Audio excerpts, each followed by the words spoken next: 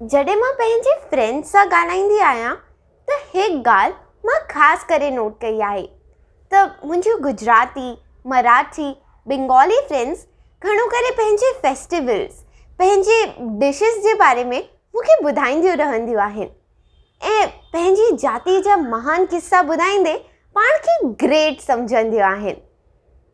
ऐं मुंहिंजूं जेके सिंधी फ्रेंड्स आहिनि उहे मूंसां सिर्फ़ु टीवी, फिल्म ऐं फैशन जे बारे में ॻाल्हियूं कंदियूं आहिनि। त छा असां सिंधियुनि जो कोई कल्चर ई कोन्हे?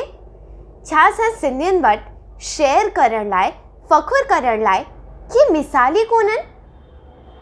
या असांजे एल्डर्स खे ई ख़बर कोन्हे जो असां सां शेयर कनि?